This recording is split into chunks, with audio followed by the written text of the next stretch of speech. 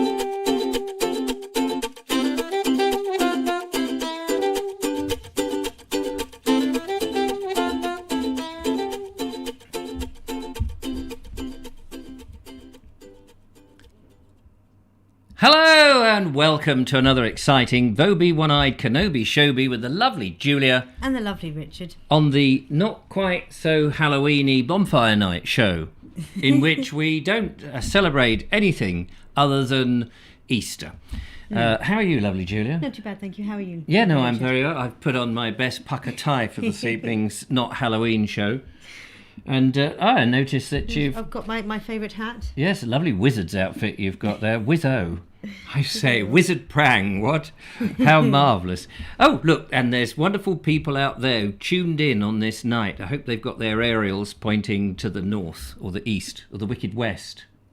Is it the wicked west or the east? Wicked Witch. Which was the witch in the Yellow Brick Road film? I think it was the Good Witch of the East, wasn't it? I don't know, that's why I was asking you. Yeah, and the Wicked Witch of the West. Follow the Wicked Witch of the West. What? The more you talk about things like that, the more you confuse me. Oh, sorry, I beg your pardon. Every dang time. Every time I confuse the poor little girl. And I suppose you're from Kansas. Canvas. Yes, there's no place like home. There's no place like home. I'm from Canvas. I'm an artist, and I like to paint the Yellow Brick Road. I can imagine somebody somewhere must have painted the Yellow Brick Road, mustn't they? They must have. Unless they fired them. Of course, you can fire yellow Apparently, bricks. it was much more of a golden colour, I think, as well, to try and get that really bright. That bright yellow in Technicolor Kodachrome, probably. at 25 ASA. You know, very bright lights you'd need at 25 ASA, I can tell you. Well, it was all shot in film the days before Videoum. That's right, yes. Videoum. Videoum. Videoum. Yeah, we now have Videoum. In the before, we had Cineum. In the before, we had Cineum. Yes, in the Cineum, which if you had a cine tree, you could make something sort of spicy for Halloweeny. Gotcha-y. Grand. Anyway, welcome once and all. Warts and all, welcome. It's the 3rd of that month that we're now in. What month is it? Oh, Movember. Is it Movember? Now, they grow moustaches to remind you that you've got not testosterone cancer. No, not testicular cancer. Thank you. I'm glad you said that. But not that one. The other one. Patron. No. Prostrate. What is it? Prostrate? Prostrate. I don't know anymore. Cancer when you're lying absolutely still on your back. That one. Have you had yours checked? I was listening to a thing about it earlier today, and they said, oh, you need to go to the doctor in case men, obviously not women, because I don't think you have a cancer. Prostate. And they said you need to go and get it checked if you're over 50, and I almost am, as you know. And I thought, how do you know? And they said if you've got the symptoms. And I thought, well, what are the bloody symptoms then? How do you know if you've got prostate cancer? And they said something about if you get up in the night and use the loo. I thought, well, is that it? Is that the criteria? Because a lot of people do that. I mean, I get up in the night and I use the loo about 18 times. I mean, it's not unusual, is it? It's not unusual to get out of bed that many times. That sounded like the especially if it's 18 times with a number 2. Surely that's pretty normal, isn't it? Normal behaviour. Good gosh. Good gracious. What did they sink down there? The Titanic? Yeah, I think it's just copious amounts of food. Said it's not going down, so that's not really a good.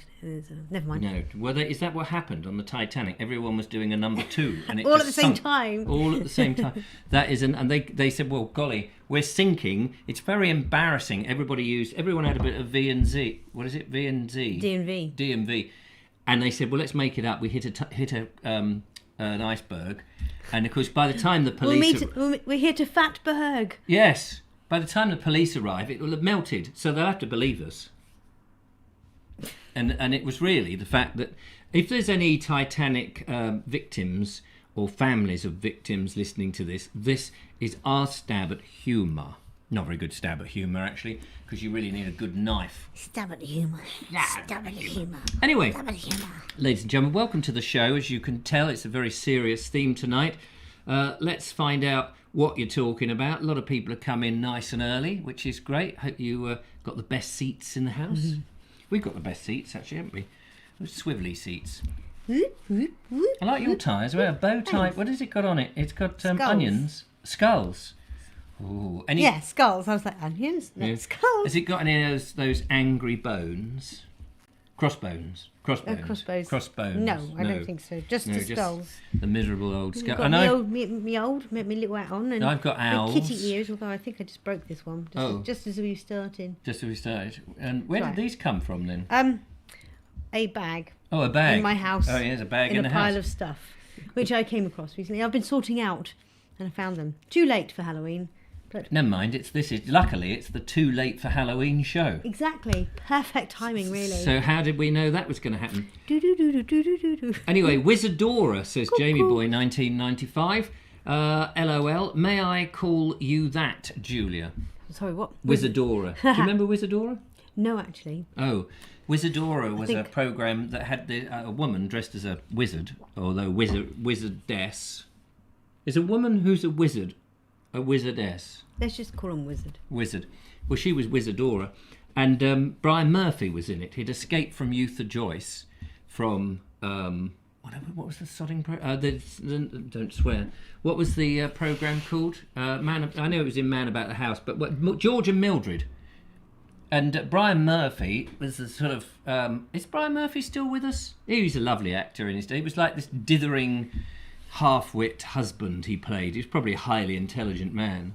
None of those names ring bells. No. Quasimodo. He rings bells, doesn't he? Oh, he rings bells. Not anymore. So does Ringarolli. Oh, yeah, Ringarolli. I'm seeing Ringarolli on Friday. Yay! Oh, there goes one of... goes There goes the hat trick. Old Jag says, thanks Station Master's choice. And Daniel Watkins says, Jackie, thank you, was called at boarding school. We just read the comments. You write them, we read them. We've no idea what context they're in. Nice glove scenario or whatever it is. Yeah. Says David Ved. Thank you. Actually, you know, question is, we're late for this lot. Yeah. Oh. But oh, blimey, that just snapped. No, it's not. It's all right. It's Velcro. Oh, it's Velcro. It's sorry. Velcro. It's all I right. thought the way you did it. No. Is it too early for this yet? What is that? Or this? Now, wait a minute. What have you got on there? Oh, it's Timmy Mallette. Hey, Timmy Mallette. Welcome to the show. Christmas version. Oh, Christmas version of Timmy Mallette. Oh, with a reindeer. Not a reindeer. A unicorn deer. You're not allowed to call me deer. A unicorn pulling the... pulling the Father Christmas in his sledge. Or is it a sleigh? Sled. A sled? A sled or a sleigh. Not a sledge. I think it's a sleigh. Is it? What's the difference between a sleigh and a sledge? I think a sled is closer to the ground and the sleigh is floating. Is a bigger, more like a carriage, but on skis. Oh, on skis. Runners, things. On runners, on like a train. So is it too early for this yet? No, it's lovely. I think you should stay. I think you should do It's my birthday month. Once we get into my birthday month, now I'm older. I like putting these Christmassy things on. Yes, it is your birthday this year, isn't it? It is my birthday this year. You've got the big 60 coming up. Haven't you? It's a big number for you, isn't it? Big 30? The big 40. Oh, the big 40. Aye. 400. 400. Yeah, 40000. What? How many? 400,000. I feel it sometimes. Yes, it's not till the end of the month, so we've got plenty of time to save up for a lovely present for the lovely Julia. No means yes. No. Alison O'Brien says, I've been That's watching... really bad, Richard. You do not want to be saying that. What? No means yes. No means yes. Isn't that what women say? No always means yes, apparently. Alison O'Brien says, I've been watching The Joys of Painting on BBC 4. Good for you. I've just ingested a bubble. Don't ingest a bubble, ladies and gentlemen. When it explodes in your mouth and you ingest that bit of fairy liquid. There we are. I have to slump down. See. Oh, wait a minute. I can hear... I've got Radio Caroline coming through. Hello there, welcome to Radio Caroline. Oh, there we go. That's the people outside. That's what they think of it. We've moved the studio, by the way, right in front of a huge, great big piece of plate glass. And people, you know, like you see them in America where they're doing their shows, and people look in through the glass at the presenters and bang on the window and often use a sledgehammer and come in and hold them up at gunpoint and nick their money. We've done that just for a laugh. So hopefully nobody will actually... Oh, there's a man with a sawn off there. Look. Oh, just earlobes. Sawn off earlobes. I'm not so frightened by a man with sawn off earlobes. Ron Langley says, sorry to hear about your friend. And Andrew Norris says, what ho? As I say, you write them, we just read them, often out of context, which is very much part of the show. Emily Champion is out there. She says, are you Sagittarius, Julia? Or I is it am. Just... I am. As is my eldest... You've got a Sagittarius. I've got a saggy, hairy... Beep. That has been just expleted by the special magic expleted. Joe Merchant says, no presents, just your presents. Your presents. Now, what day of the week is your birthday on? What day of the week is it? I think it's Monday this year. Oh, a Monday. Actually. We might have to take the Monday off then. Okay. And have a whip round and see if we can get a walnut whirl. Isn't that what you get when you have a whip round? Oh. Thank you. Oh, wait a minute. They didn't hear that because I didn't press the... There you go. That's better. You heard it that time. Yeah. Emily Champion is also a Sagittarius. Oh, you've got a Sagittarius. I'm sorry about that. Probably in Worthing Violent Town, says Seabird, apropos of something. Oh, as a seabird, I'm very concerned about bird flu. Oh, are the birds getting ill again? Poor old birds. There's a lot of old birds in Worthing, I can tell you, and Ease up, matey. Now, in tonight's show, ladies and gentlemen, on the 3rd of November 2021, we have Ernie's video. It was supposed to be played in last time, but unfortunately, due to management decisions, i.e. I forgot to download it, it will be played in tonight's show. So I hope Ernie is out there. And also, Bernie has a blooper reel, I believe, about brass monkeys. Brass monkeys? Yeah, you don't see many brass monkeys these days, do you? No. In the old days, you used to go to the cinema to watch brass monkeys. I can't even remember what brass monkeys are now. They're monkeys made out of Brass? lead. No, yeah, brass. Yeah. But what is their purpose? That is a good question. What is their purpose? Well, there's the all-seeing monkeys, isn't there? The see no evil, hear no evil, speak no evil. True. Those monkeys. But also, I think the brass monkeys comes from the old. I think it's a Navy expression about the in the cold the cannonballs or something like brass monk. Somebody will know over there. I think there's a pub in Fareham called the Brass Monkeys or something like that. Oh right. Something like that, I'm sure, or it was at one point. Yeah, somebody will know. What else? Seabird says we need to discuss the serious bird flu. Do we? How? I thought birds... Oh, cannonball tray, says Anna Jones. Thank you very much. That's the brass monkey. I don't know anything about this bird flu. I mean, I know that most birds can fly, so I assume birds flew. Yeah. Over the rainbow. Oh, hence... Over the cuckoo nest. Over the rainbow. We were talking about follow the yellow brick road. That's right. Birds fly over the rainbow. Why... Can't I forgot the word. Birds fly over the rainbow. Why oh why can't I? I wake up in the morning when my alarm goes off and I realised I've ruined the song. Brass tray to store there, I knew it had something to do with that. Simon's got it. That's cool. Absolutely brilliant. So it is the cannonball tray. It is, yeah, the cannonball tray.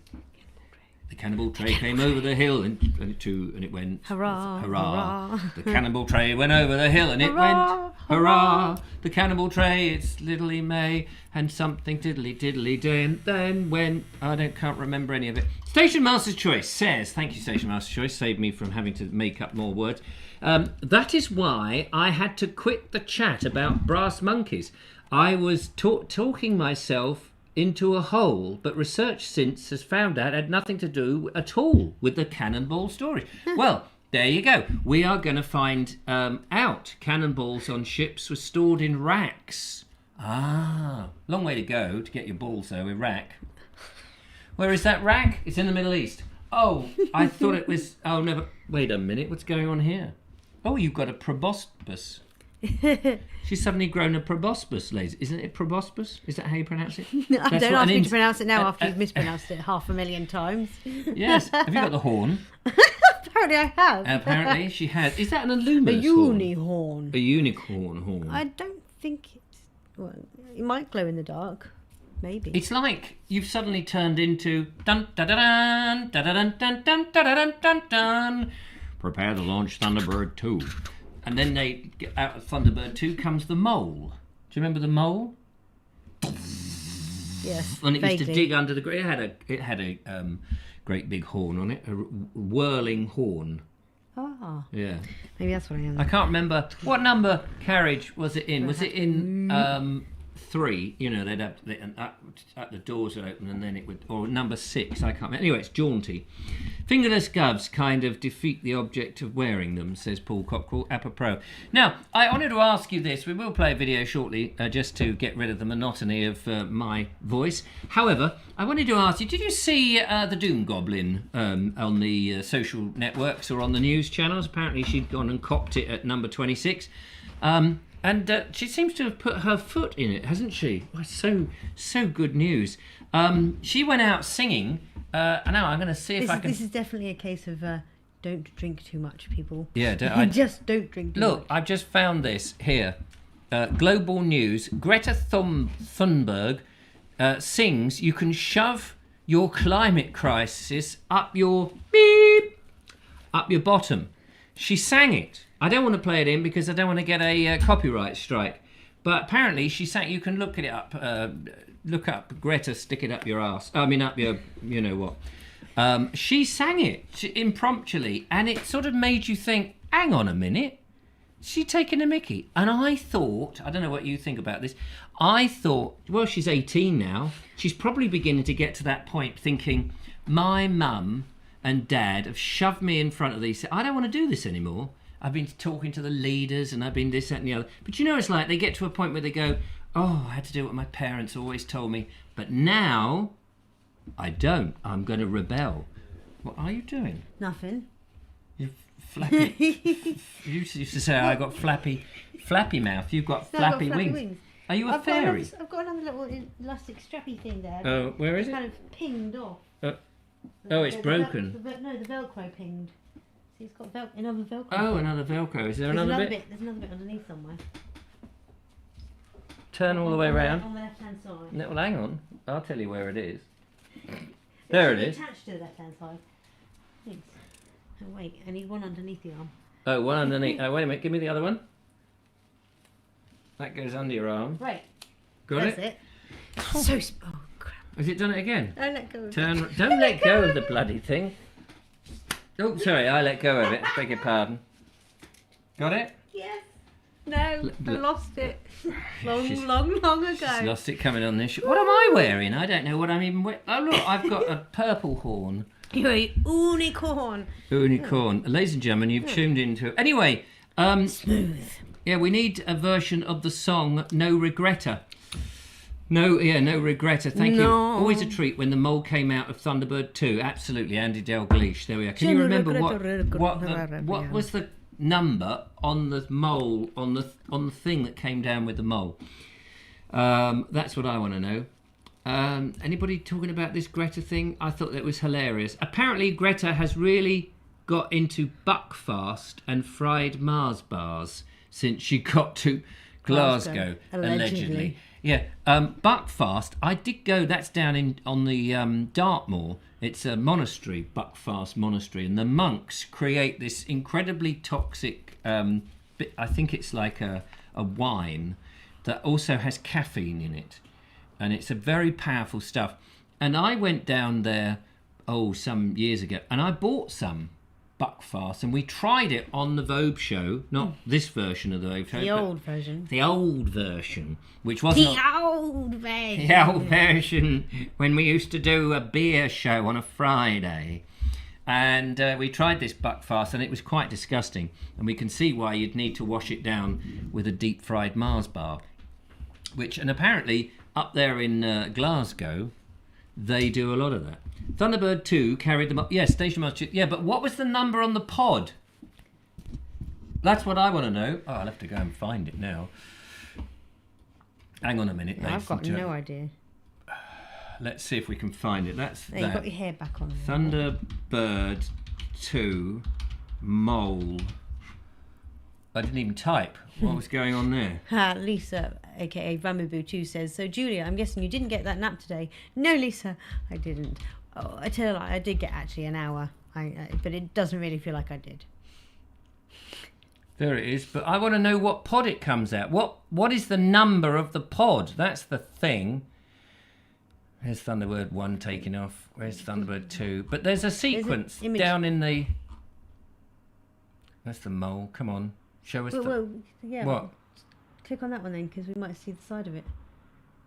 Has it not got a number on the side of that? No, it's the middle bit of the Thunderbird 2 has the mole in it. You know, and then when it goes along, doesn't Thunderbird 2 have lots of those compartments in the middle that each individual... Sorry, I wasn't showing any of this. I do beg your pardon. Number 4, the mole, says Ian McCagan. McCagan, not McCorgan. Are you sure number 4 is not the water one, isn't it? Number 4, Thunderbird 4 is the one that goes underwater. That's what I'm trying. I'm trying to see the sequence in which the mole comes out. I got no idea. I don't understand. Bush1149 says 4. Dave Flute says 4. They are called pods, says Guy. Yes, I know, but they all have numbers on them. That's what I was trying to ascertain. Nobody seems to know. No, we don't know. We don't know what number it was. The Saint, that was good, but that's not... Anyway, it doesn't matter. That's not the thing. No, never mind all that rubbish. Not the thing. Anyway, they're called pods. Bushy says number 4, but what number... No, wait, number... Thunderbird 4 must come out of number 4, because number 4 is the underwater one. No, the mole has 4 on it.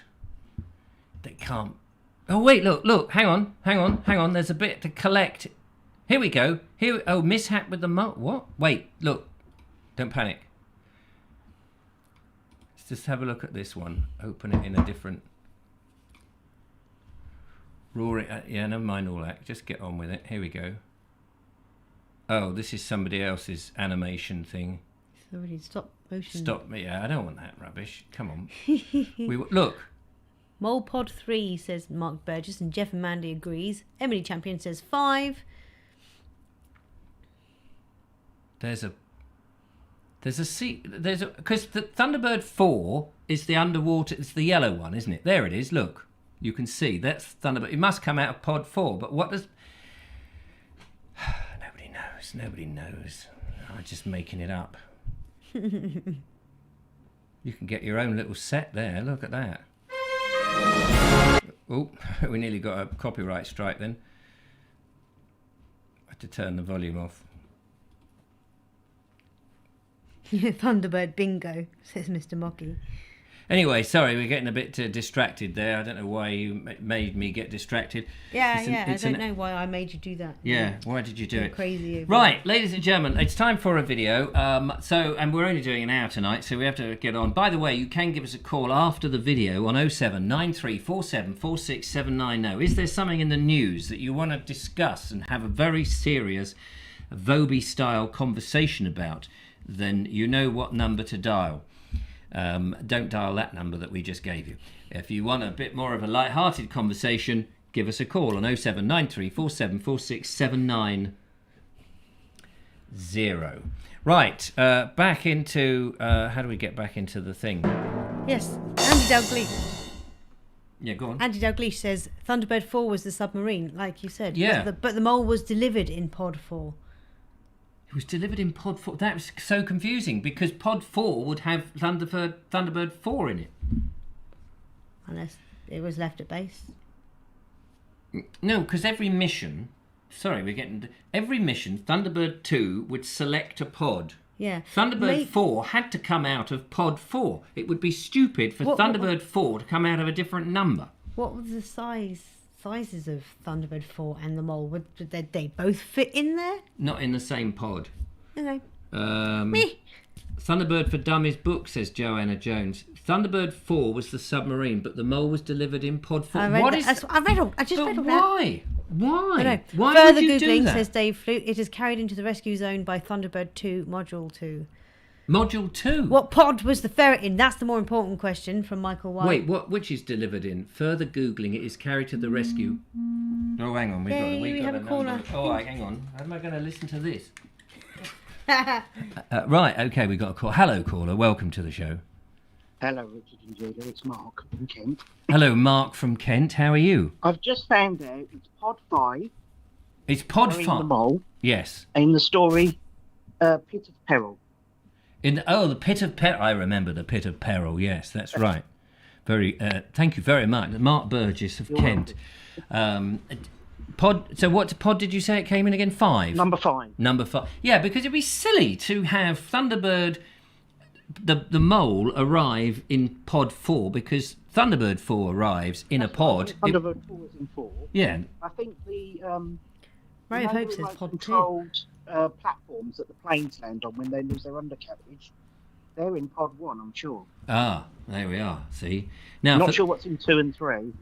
Right. We'll see. Ray of Hope reckons number 2 is the pod that Mole gets delivered in. The pit of what did you say? Well, the Pit not of Peril. according to what I just saw on the internet, it said Pod 5 for the story.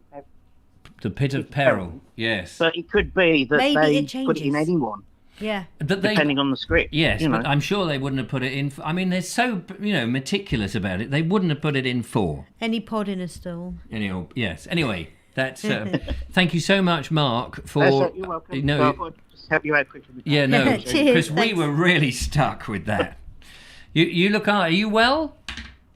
Yeah, not too bad. Yeah, coping. Coping. How's your pine tree? I've got to send you the correct picture with the view of it on it. Yes. So apologies, you've got all the foliage and nothing else. Yes. I was holding because I was holding the camera so I could view my face. Yes. when I turned it round to photograph the trunk, Yes. the actual camera position on the phone is in a different location to. Oh, I where it see. is on So the I back should just explain camera. to the audience. You sent me a video because you've got this pine tree, and you said it's dead tree. That's right, yeah. You said, hang on, I'm just explaining to the rest of the world who do not know that there was this pine tree growing out of your garden, and it was dead. It's got to come down. And you had some people come round, and they gave you a quote, and you said, "Yeah, all right, then chop the lopped down." And they didn't do it very well. They just lopped off a they few made branches. a hash job of it. And so you said to me, "Well, I've got this tree. You can have it if you want it." And you were making, Yeah, you can take it down. yeah, and you made this video about it.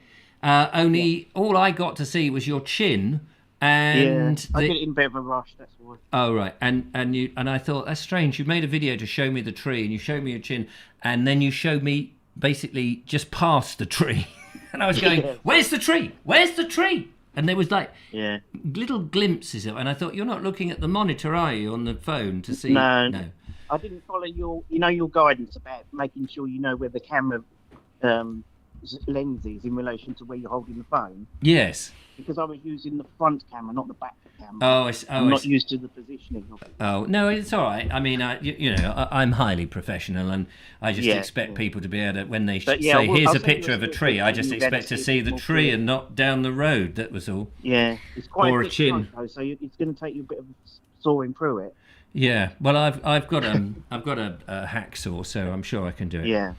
All right, Mark. Whenever you want it. Thank you so much for putting us out of our misery about Thunderbirds. I you're mean, welcome. Although there's more to the story now. Lord Geoffrey Harrison hang on. says Mole is a manned 30-ton tunnelling machine carried to the rescue site by a Caterpillar tracked trolley and is normally transported to the danger zone in Thunderbird 2's Pod 5. However, Station Master's Choice says, according to my source, Pod 3 was a general purpose pod that was mostly used to carry equipment needed.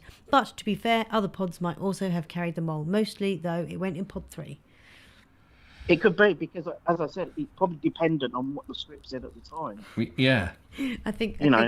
And which I suppose the only people and which who really pod the know puppeteer? definitive answer is You could imagine which people that work for Anderson, you know. Yeah, which pod the puppeteer happened to pick up, and they got on the set and they went, "Oh look, we've got the Letraset number 4 on I can't this." remember what one we used last time. Let's just use that one. I'll just use that. Do you know Yeah, let's draw a number at Pat this week and do number 3. Exactly. Do you know what's the funniest thing about this? What? It's just a few weeks, maybe a month or two ago, when you were laughing at people arguing or in discussions about the different lore of various, imaginary worlds. Yes. And here we are. Arguing about the lore of an imaginary world. Exactly. And Oi. there you go. And Jerry Anderson's not here to be able to back it up. And Emily Champion says, either way, the ferret was riding the mole. Yes. Brilliant. Well, thank you, Mark. We're going to play Yep, Ernie's right. video now. Yep, okay. Take care. Look after yourself. Bye. Cheers, take care. Bye. So there we are, Mark Burgess, all the way from the Romney Hythe and Dymchurch Railway at Dymchurch, or Romney, or Hythe, or somewhere in Kent anyway, very kindly putting us out of our misery, or adding to it. We haven't really worked it out, but thank you very much. You can have him back now. Yeah, there we go. So, it's over to Ernie now, and he has, as you know, lovely Ernie, down there in Dorset, brings us a magic touch, of the seasons and things that go on in and around his perfect little patch. Let's catch up with October.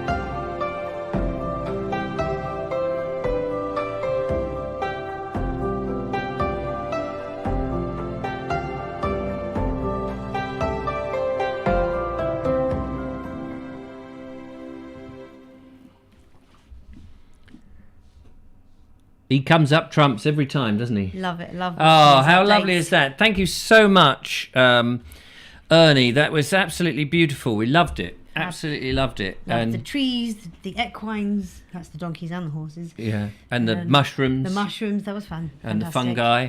He was great, jumping up and down in the background there. And the Cernabis. Yeah. It was nice to see him and his giant cock. Quick-a-doodle-doo. Ramabib 2 says, look, it's Richard's favourite way of pruning. Yes, wasn't it? And actually, we were talking about that. I said, there it is, going out, giving it a bloody crew cut. Horrible things, those things. Yeah, and I actually noticed that it looks like that particular one is done very regularly, which means it's only chopping... Skimming the surface. Yeah, getting the little spindly bits at the very end and keeping it nice all the time. It's when it's when they're chops trying... up the twigs and they're just so badly splintered that... it's when they're trying to go for the, do the thicker... branches and thicker branches. Here's a question for you. I've got to take this off just for a moment. Go ahead. What is the difference between a stick and a staff? A stick and a staff? A stick and a staff. Yeah, it's a question that I was having a conversation with... I was having a conversation with Merlin. You know the Invisible Merlin. I think a staff is bigger, wouldn't you say? Yes. Well, he said he got this piece of wood and he fashioned it into a staff. And I said... What? So, yeah, it's a staff. What makes it a staff? What purpose has it got? What takes it away from being a stick? Because effectively it's still a stick, isn't it? And he took great exception to me asking this. He said, no, it's a staff. And I said, but it's still a stick though, isn't it? And I said, what is it? What is the difference? Because a stick, I mean, it's not a branch. Guy GFM says one long, one is short. As in, but I see what you mean. But one that's big enough to be a staff would usually come from a small branch, really, wouldn't it? But Bonnie H says a staff has been fashioned. Oh, a staff has been fashioned. So it had been adapted or... Fashioned from a stick. But is it still not a stick? A staff is what you walk with, like a walking pole. A walking pole? Yeah. Who walks with a pole? Well, I suppose Polish people would. Oh, hello, we've got another thing. Let's have a look, find out who... A dog will run after a stick.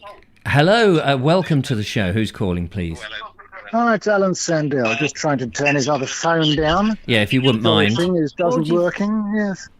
Yes. Well, you can always stick your staff, but you can't staff your stick. Very good. Like that. Yes. Oh yeah. Hang on a minute. Hang on. Where's the badum tish coming? Hey. Thank you very much. Thank you. I'm here all night. Just yes. before. Now, yes, carry on. No, just before you go any further, Jeff and Mandy have sent an email in here. I'm just going to quickly show you this. This is the Thunderbird fan club or fandom, and it's got this thing about the mole carried in pod 3. It says City of Fire and Duchess of Assignment, and in pod 5 on Pit of Peril. The mighty mole is a colossal drilling machine used for tunnelling past and stroke ore through subsurface obstacles to reach those in need of rescue. I think there endeth the... What the devil? There endeth the Thunderbirds thing. Thanks to Jeff and Mandy for sending that in. So, well, I have a question. Yes. Is the Pit of Peril picked a piece of pickled pepper? Where is the piece of pickled pepper that the Pit of Peril picked? Ah, yes, that's the pit in which son Penelope Pitstop was caught fire, and the mole had to come and rescue her with that awful thing. If I remember right, it was that funny-looking thing with legs that had suction caps on the end, and it was just cutting down forest, and they couldn't stop it. And I think in the end it went down a pit, and then it was about... And do you know what they did? The two blokes... There's always two blokes in these Thunderbird things. There's always two blokes, and they always get... I think it's gonna blow. They always repeat themselves. They always... The scriptwriter guy... Not enough to say, I think we're gonna die. You had to go, I think we're gonna die. I think we're gonna die. And they always used to do it twice, and then the other one go, gee... I think we should call international rescue, do you? Oh, they're never going to find us. They're never going to find us. Did you just say they're never going to find us? I said they're never going to find us. They're never going to find us. They're in the box. And then, they're always in the box. And that's it. Yeah, definitely. So anyway, yes, so what did he ring up with? You added something else, didn't you? No, well, I did have a big day tomorrow. I'm having a smart meter fixed. A smart meter put in. Do you know, I've had so these I'll people... be able to tell you Yeah. how smart I am. Oh, right. It's been fixed to you Yes. personally, not to your I think electric so. supply. I'm not sure which part of me it will be affixed to. The smart part. Have you got a smarty Smart. arty? Yeah, smart ass. Yes, they might. I don't want to put them up there though. No. They could just strap it one. Maybe if you had two, don't- you could have it we don't strapped to like each it up 'em. buttock. Pardon?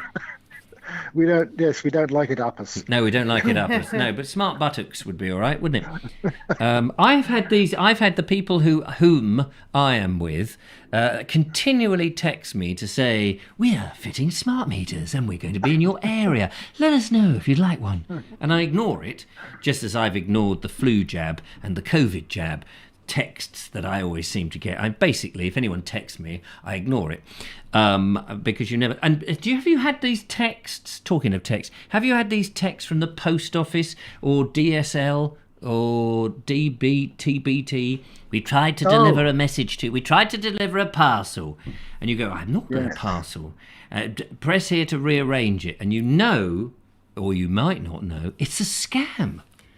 Oh yeah, my a relative of mine had actually a friend of hers had her Facebook hacked, and this person contacted the relative on Facebook to say that she only had to give £4.50 to a courier who would be bringing her £40,000. Gosh, that's a good bargain, isn't it? £4.50. Isn't it just? Yeah. And what do? You give the courier, you give him the £4.50, and he says, "I'll just go to the van which I've parked round the corner, and I'll give you the 40,000 in a suitcase. I won't be a minute." And you're going, "Oh." And how long do you think you stand in the doorway, rubbing your hands, going, "Oh, he's coming back"? I wonder how far away he parked then, because there's a parking right outside. I don't know why he didn't park there. He could have parked there. He's parked around the corner. Oh, hello, Mrs. Jones. I said, "You know what? You wanted a new roof, haven't you? Don't worry about it. I'll sort you out with a new roof."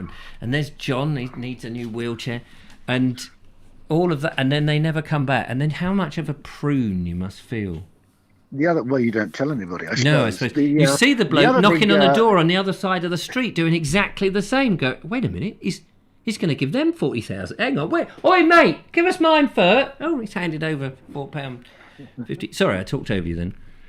No, I was saying the other scam is the emails from alleged antivirus companies which tell you your antivirus protection is about to run out when you never had it with them in the first place. Oh yes, I mean I've had that with the washing machine insurance.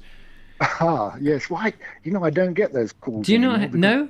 That kind of no. Well, I used to get them all the time in the States about the warranty on my car was about to run out when it was already sort of in a ditch somewhere. But I don't get those here because I don't have a car.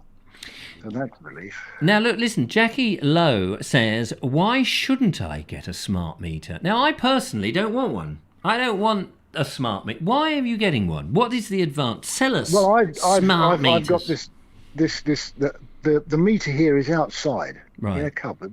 And you have to go and get a key, which is about 2 foot long, like a dungeon key or something that you would use to pull a manhole cover up with. Yeah. And go out there and unlock it, and then take the meter reading, and then send it off to the company, and they have an automated message which comes back to you and says, "Are you sure?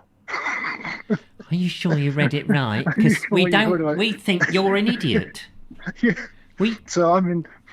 But haven't you got more control? So in other words, they can read the meter remotely without you having to, and see it's all on trust. Yes. Whereas I think if you go, I mean, I have to scrabble on the floor because it's near where the meter is a funny old place. And to pull the floorboards up. Yeah, yes. And you go down and you go 47913. Oh, is it? 47? And once I transposed the numbers stupidly to 74, and I got the bill, and it was like, thousands. And I went, oh, no, wait. No, I got the numbers wrong. I got them in the wrong way. And eventually I got that sorted out. But I would much rather write the numbers down off the meter that I've seen with my one beady eye than trust technology when they've got millions of and these companies seem to be going bust every 10 minutes, and then you get sold suddenly, oh, you're not with Snake anymore, you're with Pineapple. Oh, am I? This stupid. Yeah, we're all with EDF. Yes. Do you have a smart meter, Julia? I don't know. Don't know. Who reads the meter in your house? Joe does. I do sometimes. Yeah. We've got meters inside the house. Yeah, I mean, mine's inside the house, but some people I do don't have know why it. don't know why they put ours outside the house. It's strange. Yeah, anybody could read the meter, couldn't they? Yeah. I mean, I'm glad you don't have a meter. I'm glad you don't have a meter reader anymore because they. It's just when you're getting in the bath and you go, oh gosh, I've got my little dangly out. I've got to go downstairs. And you wrap something round, and they look at you and they think, but it's 2 PM, and you go, yeah, well, I was cold. I wanted to have a bath, warm up. What's the matter with you? I've done my editing. I've done my videos. My working day's over, mate. What do you want? I'll come to read the meter. And you think, oh. Right. And then they flash their little bit of proof, which is in a little laminated thing with a dodgy looking picture, worse than a passport photo. And you go, what do? You can't challenge it. Are you sure that's you? When was that taken? That looks like taken in 1973 in Marbella. You sure that's you? And it's Seaboard. Yeah, we can't read a meter. And sometimes they're just special meter reading people, aren't they? That don't work for the company. They just work for a company that read meters and then go... Well, it works for a company and works for another company. Yeah. And you just think, wait a minute, I don't know, because I heard stories that, sorry, I'll let you talk in a minute. I heard stories in which people would go around and pretend to read the meter, and actually what they had done, they say, oh, just sign here, and you'd sign that you'd had your meter reading, but they've actually signed you up with a different company, and the next thing you know is, welcome to Fake Gas Limited. Well, I think, yes, all the fake electric companies are going bust, I think. Yes. They're all, I think, surviving on buying at spot prices below contract prices, but now spot prices are 600% higher than they were in January. So, and the government is saying, we're going to get rid of you. It's going to be a monopoly now. It's all going to be owned by the French company, EDF. If you go past Go, though, do you get the £200? That's the thing, if it's on a monopoly. No, well, it hasn't happened so far. No, they sent me a little thing which said, well, you haven't used as much electricity as you're paying for, so we're going to put the price up. Now, can I ask you a question? I'll ask this to anybody, and Julia, you can come in here if you want, because you've been silent for a while. It's unlike Julia to stay silent. Here's a question I've been meaning to ask people, and I don't know what this is, but I keep being told I've got to invest in it, and I always think this is a scam. What is crypto? What is it? No idea. Even the creator of crypto, can't explain what crypto is. Is that cryptocurrencies or something? Yeah, and every now and again I get comments on my YouTube videos from people obviously scamming and going, I would recommend investing in crypto. And I think, Superman, he might have a bit of kryptonite, or not, as the case may be. It's like peanuts, isn't it? To him, he has peanuts and he's over. Imaginary money, says Mr. Mocky, and I think he's pretty much got the nail on the head there. Yeah, I mean, is that the same as what was the other imaginary money they came up with? Bonnie says, Bitcoins? Yeah, bits of coins. Yeah, crypto is money based on a different system of trust, says Bonnie H. Yeah, well, I don't like any of that, invisible money. I want, if it's not, you can't scratch a window with it, I'm not interested. Yes, well, I made a 200 quid investment with bits of coin, and that went down the pan. But it's actually been quite, and that's another reason why I got hacked. But it's quite amusing sometimes to. You like to wind scammers up online? I do. I love it. Yeah. Yes, there was this lady who called me and kept repeating her name as if it's a name I should know, and talking about her reputation and why. Could I explain to her again why I didn't want to be rich with her help? Yeah, and why? She finished up by saying, I will call you tomorrow. I will call you the next day. I will call you the next day. And I said, I'll block you. And she was like, oh my God. I've changed my number. I don't live at this address. Sorry, you're bringing up. This is an answer phone. Yeah, I think they live in a house in Kent. So what I don't understand. I traced them. Yeah, exactly. But what I don't understand about this crypto, people are saying Bitcoins is crypto, okay? But why invest? What do they mean by do they mean just buy some? Or when they say invest in it, what does that mean? Don't you just change pounds into crypto so it sits in? I mean, isn't that what you do when your money is in a bank anyway, and they say it's online banking? It might as well be invisible money then. Is that not the same thing? Well, It is invisible money in a bank, isn't it? They haven't got the money. They can show you what your balance is, but they don't have that money. They lent it to somebody. That's why you'd be calling them a bank. And you can't always get it out when you want it out anyway. I mean, if you went into your bank and said, well, I'll have it all now, and they go, well, we haven't got it. We haven't got it, no. You said, but you must have got a shoebox in the back. That's where you put my money, isn't it? You put it in, it's in your safe, in a little tin box somewhere, surely. And they go, oh, no, it doesn't quite work like that, Mr. Paul Vobes. Cockrell says you can buy crypto on PayPal now. But isn't that the same thing? Lord. I thought, PayPal's digital money, isn't it? No, PayPal... It's all digital. Well, yeah, but... You see, that's what I don't get. It's not... Once it's no longer coins, and you put it into the bank, and you go, there's my coins, and they go, thank you, we now give you a piece of paper with numbers on it.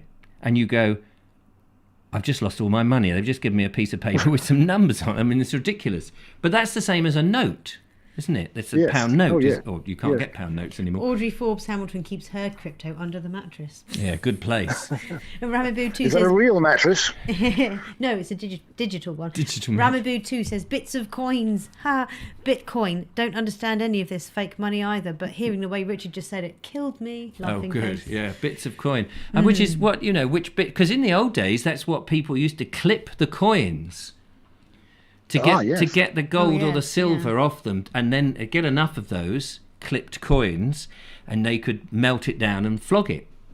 Yeah, they could get their hands clipped for doing that. Yes, exactly. But I mean, money had value then because it was the weight of the gold or the silver. It actually carried something. Now we've devoid of that, and we're even talking about. And you hear these people they've just lost.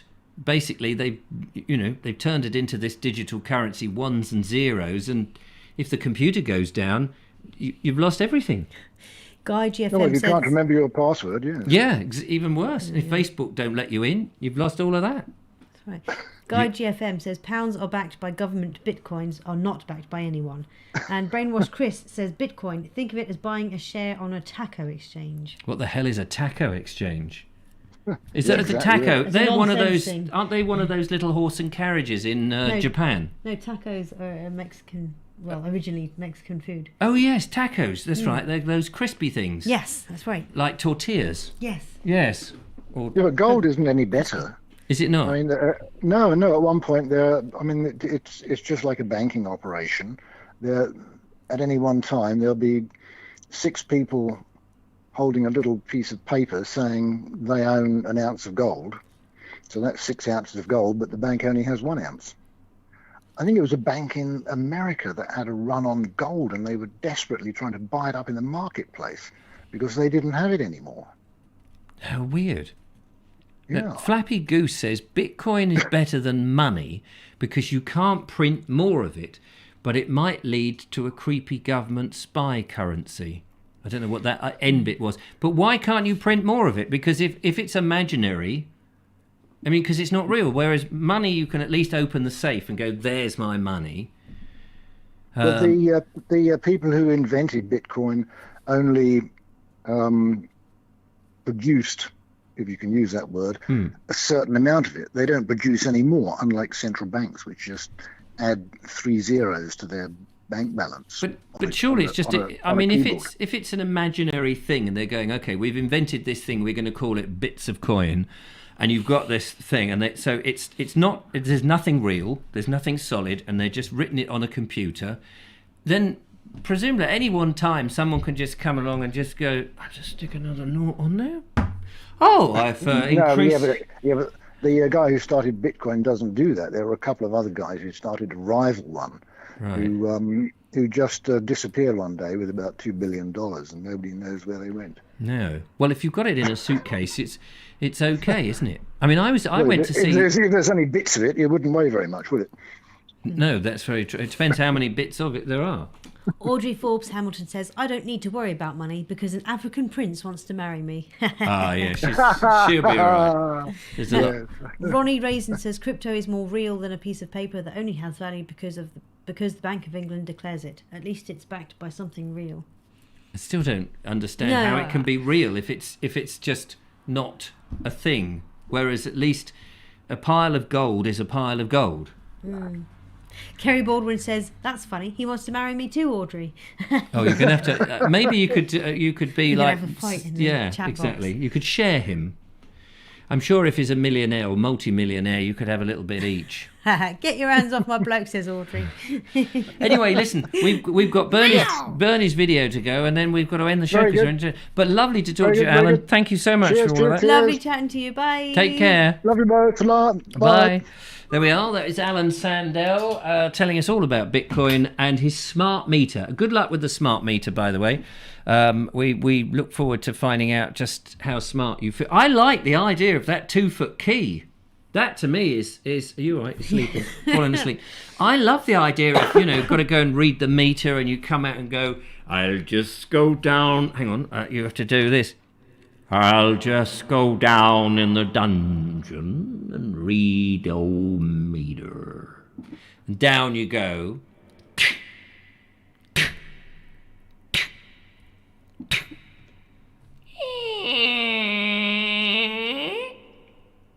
Three, 7, 4, 9.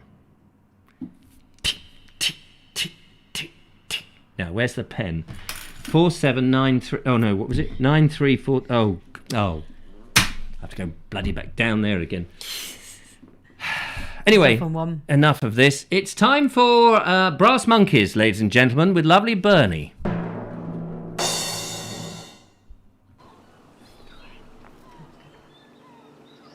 Now, I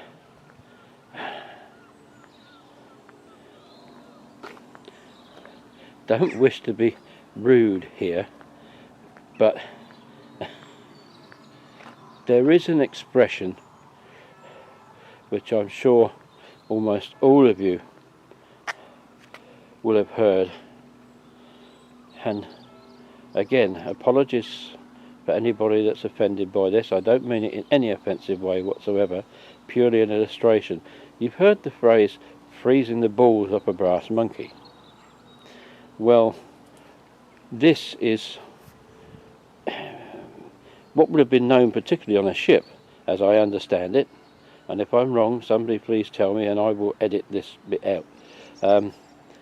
This is how they stacked the cannonballs, and that was known as a brass monkey.